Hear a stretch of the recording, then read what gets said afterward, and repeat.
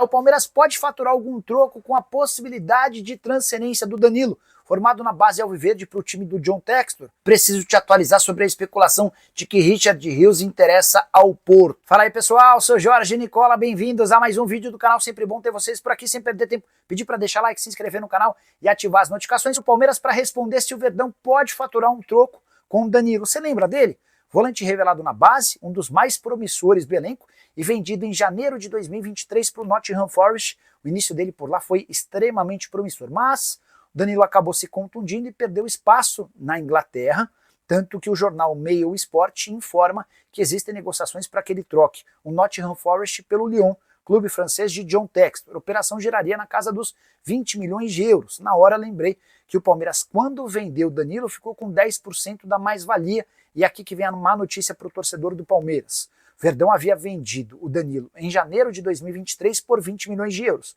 Se o negócio com o Lyon for fechado por 20 milhões de euros, não há lucro para o Nottingham Forest, ou seja, o Palmeiras não fatura nenhum centavo na negociação, exceto pelo mecanismo de solidariedade, que é um pequeno percentual, que varia de 0 a 5% de acordo com o número de anos que o atleta passou nas categorias de base. Só para completar em relação ao Verdão, um número assustador que tem a ver com o Abel Ferreira. O Abel tomou mais um cartão na derrota por 2-1 do Palmeiras para o Cruzeiro nesse domingo. E hoje o Abel tem mais de 20% dos cartões que o Palmeiras sofreu na temporada. O Palmeiras tem em 35 partidas 62 amarelos e 1 vermelho. Já o Abel soma 12 amarelos e 2 vermelhos nesse atual ano. São 22% dos cartões. O número de cartões do Abel representa 22% de tudo que atletas da linha e do gol sofreram de cartão desde o início da temporada. Você quer mais um número assustador? Desde que foi contratado no fim do ano de 2020, o Abel já soma 63 cartões amarelos e 11 vermelhos. E a novidade que vem de Portugal, a imprensa de lá afirma que Richard Rios interessa ao Porto, negociação que poderia ser concretizada depois do Super Mundial de Clubes, antes chance nenhuma, até porque Porto e Palmeiras se enfrentam, estão no mesmo grupo e não haveria tempo hábil para que o Porto fechasse o negócio dos mais caros e complicados com o Palmeiras até dia 10 de junho, quando se encerra a janela de transferências para o Super Mundial. A Leila Pereira já afirmou que não perde, em hipótese alguma, nenhum dos seus jogadores de ponta antes da competição internacional. A ideia da Leila, inclusive, é manter o atual elenco até dezembro, com exceção do Estevão, que já está negociado com o Chelsea. A imprensa de Portugal afirma que as tratativas para a contratação do Richard Rios já começaram por meio dos seus agentes, embora ainda sem oferta para o Palmeiras. Verdão alega que não tem a menor possibilidade de negociá-lo por menos do que 130 milhões de reais. Vale a lembrança de que o Richard Rios havia sido comprado do Guarani por 7 milhões e meio de reais, negociação das mais interessantes e inteligentes do Palmeiras nos últimos tempos. Só para completar, já tem gente garantindo que se vender o Richard Rios, o Palmeiras vai utilizar essa grana para a contratação de Ezequiel Barco, meio atacante argentino de 26 anos de idade, que atua no Spartak Moscou, é um velho sonho do Flamengo. O grande problema é que o Spartak Moscou só vai aceitar uma negociação na casa dos 130 milhões de reais. Venho contando para vocês já há alguns dias que Palmeiras e Nottingham Forest têm um acordo em relação a Ramon Sosa, mas o atacante paraguaio, de 25 anos de idade, resiste à ideia de voltar para a América do Sul. Ele prefere continuar na Premier League. O Aldori aqui tá chateado com o Abel, tá? Que o Flamengo tá melhor treinado. Que Palmeiras, a gente não vê evolução com a comissão técnica do Portugal. Eu acho que tivemos evolução. E nos últimos 2 jogos, 2 tomadas de decisões que regrediram o pensamento que estava indo tão bem. Tá? Então não vamos também criar um fato maior do que existe, mas é lógico que é um sinalzinho de alerta que a gente pode ligar, tá bom? Vamos lá aqui, ó. Quem mais aqui, ó? Como diz a Camila, rumo aos 1000 likes, tá bom? Vamos lá aqui, ó. Deixa eu pegar o Júnior Oliveira aqui, ó. Universitário Libertar LDU e Cerro. Nosso caminho até a taça. Nossa, Júnior, se fosse esse cenário, seria bem promissor, né? Mas eu não acredito nesse desenho seu aqui, tá bom? Vamos lá aqui, ó. O Felipe Roger aqui, ó, do jeito que o Palmeiras está, é capaz de cair para o Universitário. Não acho que o Palmeiras vai cair para o Universitário. Eu acho que, lógico, temos que entrar com confiança, fazer o melhor, entendeu? Vamos lá, o Thiago Campos aqui faz uma avaliação que ele acredita que o Libertad possa eliminar o River. Eu acho pouco provável, mas entendo o que você está falando, que o River não está apresentando um grande futebol, mas que, claro, uma camisa sempre deles pesa em mata-mata, né? Ainda mais decidindo no Monumental de Núñez, tá? Igor Souza, Palmeiras já recebeu pela venda do Estevão? Já recebeu pela venda do Estevão, entendeu? Fábio aqui, ó, tinha que ser igual 2020. Deu fim nas oitavas e Libertad nas quartas. É o caminho, pode ficar parecido se o Libertad passar pelo River Plate e o Palmeiras, né, fizer a parte dele diante da equipe do Universitário, né? O Almir tá projetando de novo Palmeiras e Flamengo numa final de Libertadores. Seria, meu Deus do céu, desesperador, né? Quem mais aqui, ó? Vamos lá. Deixa eu ver aqui, ó. Uma outra mensagem, tá? Jean Lucas, é bom que venham os adversários piores, pois estou cansado de ver o Palmeiras bater em time pequeno e apanhar dos times minimamente bem treinados.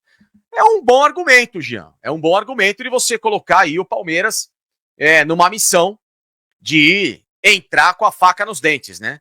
Agora, ele também tem que aprender a dessa vez, parar de ficar cedendo para adversários maiores, né? O seu espírito competitivo, como ontem com o Cruzeiro, né? Os primeiros 10 minutos do jogo contra o Cruzeiro ontem foram, nossa, deploráveis, né? Deploráveis. O Cruzeiro, se não tirasse o pé quando fez 2-0, porque o primeiro tempo, o Palmeiras não fez absolutamente nada. O Palmeiras melhora com as mudanças corretas no segundo tempo, em que ele tirou o Veiga, tirou o Flaco Lopes, colocou esse menino Alan, que é muito bom de bola, e foi mudando, e a coisa foi melhorando, mas já era tarde demais. Tanto é que, você sabe que existe o troféu Fernando Diniz, né? Vocês conhecem o troféu Fernando Diniz? O troféu Fernando Diniz o Palmeiras ganhou o segundo tempo do Cruzeiro de 1-0. Lembra? Ele tem essas explicações malucas, né? Olha, no segundo tempo nós vencemos por 1-0. Porra, e o primeiro tempo? Quanto foi? 4-0. Então, 4-1. Entendeu? Tem o troféu Fernando Diniz. Então, no troféu Fernando Diniz, o Palmeiras ganhou o segundo tempo do Cruzeiro. Uma belo catso, né? Porque o primeiro tempo o Palmeiras foi engolido, foi trucidado, né? E tem que agradecer que ficou só 2-0, ficou muito barato, né, o que aconteceu. O Cruzeiro jogou muita bola e com muito mérito, o time bem treinado, bem ajeitado aí pelo ótimo Leonardo Jardim. Então, é o que eu falo pra vocês. O Palmeiras tem que entrar e pegar esses duelos, o meu caro Jean Lucas, você que escreveu aqui muito bem, pra, né, voltar a aprender a competir como gente grande. Porque tudo bem, olha, vai ganhar do Libertad, do Universitário. Pô, que bacana, passou para as quartas de final. Aí chega o River Plate. Olha, eu vou jogar no Monumental de Núñez, meu Deus, que medo. Aí não adianta nada, né? Da mesma forma que jogamos assim na Bombonera em 2023, eu tava lá. Eu fiz a cobertura daquele jogo. Vocês lembram bem? O Boca não tinha nada. O time do Boca era tragicômico. Era ou não era? Um time que passou até a final só empatando e nos pênaltis. Sabem quantos mata-matas que o Boca, quantos jogos que o Boca ganhou do meio da Libertadores pra frente, do mata-mata em diante? Nenhum. Ele empata as oitavas, ele empata as quartas, ele empata a semi e ele perde a final.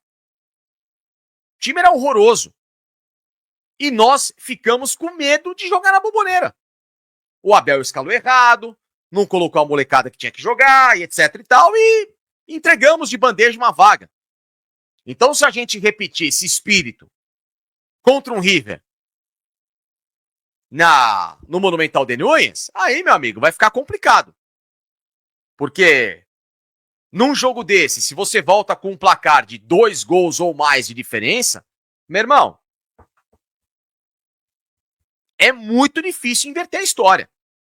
E olha que, nós vencemos aquele lá contra o River 3-0 e tomamos 2 aqui e olha, eu tenho certeza que se eu fizer uma eleição dos jogos em que vocês mais travaram, onde realmente eu gostaria de falar, onde travou todos os buracos do seu corpo, né? Foi aquele jogo com o River. Foi ou não foi? Quando o River faz aquele 3-0 que o VAR tirou, não passava nem pensamento por lá. É ou não é? Então, só para vocês terem uma ideia desse aniversário, de como você não pode bobear. Então é isso que eu tô falando, né? Eu acho que é uma Libertadores bem traiçoeira pro Palmeiras. Bom ter cuidado. Sempre bom ter cuidado. Mais superchats aqui na tela chegando, tá bom? Uma mensagem aqui do Jadiel. Por que o Palmeiras não consegue ganhar jogos grandes do G6? Passa o trator nos times fracos e nos times grandes leva peia. É desanimador, cara. Jadiel, ontem, inclusive, na live aqui, por isso que eu peço o like de vocês, tá? Tem alguns dados bem interessantes em relação a isso, tá? Que a gente pode avaliar desde 2021, Jadiel. Corrobora muito com a sua mensagem, tá? Essa aqui, ó, foi a campanha do Palmeiras em 2021, ano em que ganhamos a Libertadores, no G6 do Campeonato Brasileiro. Estão vendo esse monte de X? Derrotas. Ah, mas o campeonato foi do Atlético. Tudo bem, eu só estou ilustrando que nós temos que melhorar, e o Jadiel, com razão, coloca isso, esse desempenho contra times do G6. Por exemplo, 2022. Foi bom, mas dava para ser melhor. Tudo bem, ganhamos o título, foi campeão. Mas estou falando especificamente no G6, tá? 4 empates, 4 vitórias e 1 derrota. Ou seja, um desempenho que passou de ano. Tanto é que fomos campeões. 2023, a história, ela já ganha um contorno mais perigoso. Fomos campeões, mas contamos muito com o senhor Botafogo, né? Em que aqui, ó, só tivemos 2 vitórias. Olha quantas derrotas. Olha como você se arrisca a poder, às vezes, perder um campeonato, e eu já vou explicar o porquê. Desempenho não foi bom. No G6 não foi bom. O Palmeiras foi campeão. Pacica, fomos campeões. Eu não tô analisando o final. Tô analisando e por que vocês vão entender que foi o que eu falei ontem na minha live. E eu repito aqui pra vocês, 2023.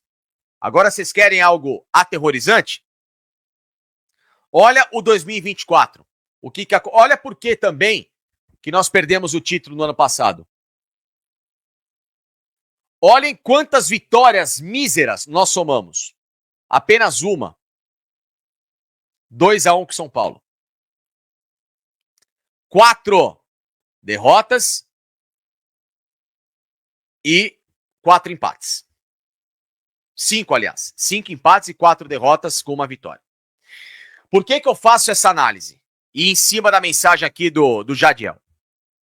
Porque, gente, não vai ser toda hora, não vai ser sempre, que o Palmeiras vai pegar o Flamengo em oscilação, um Cruzeiro em oscilação, um São Paulo como está, um Corinthians e etc. Não é toda hora, Atlético Mineiro, Inter, não é toda hora que você vai pegar os seus reais postulantes a ser campeão sem treinador, com elenco rachado, com o presidente fazendo bobagem, contratando errado e refletindo isso no desempenho dentro de campo. Em algum momento, o Palmeiras vai ter que jogar com o Flamengo no melhor do Flamengo, no melhor do Cruzeiro, no melhor aí até do Bragantino. Pode ter um Bahia chegando para surpreender, um Fluminense. Enfim, não dá para descartar. Tá todo mundo ali no G6. E o curioso é que em 2025, no Campeonato Brasileiro, até agora, nós temos um desempenho preocupante com os times que hoje estão ganhando dos pequenos e que estão na liderança do campeonato porque ganharam confrontos diretos contra o Palmeiras. O Palmeiras hoje é o quarto. O Palmeiras perdeu para o Flamengo, perdeu para o Cruzeiro, ele ganhou do Bragantino, ele não jogou com o Fluminense e ele perdeu para o Bahia. Então, de 4 confrontos que ele fez contra times do G6, ele perdeu 3. E ele está em quarto lugar. Ele já está a 2 pontos do Flamengo. Ou seja, se o Flamengo empatar na próxima rodada e o Palmeiras ganhar na volta no Mundial, sabe o que acontece? O Flamengo continua líder pelo saldo de gols. Aliás, minto, Palmeiras passaria pelo número de vitórias. Mas o Palmeiras vai ter que vencer. Não basta mais só empatar, né? Porque ele tem quase que uma rodada aí de diferença. E eu tô falando isso porque, meus amigos, há uma semana exatamente, qual que era o nosso cenário 4 horas da tarde antes de rolar a bola para Palmeiras e Flamengo? Palmeiras era o líder do campeonato com 4 pontos de vantagem. Se o Palmeiras ganhasse o confronto direto, o Palmeiras abriria 7 naquele momento no Flamengo. E naquele instante, ele abriria 8 do Cruzeiro, do qual estava 5 pontos atrás.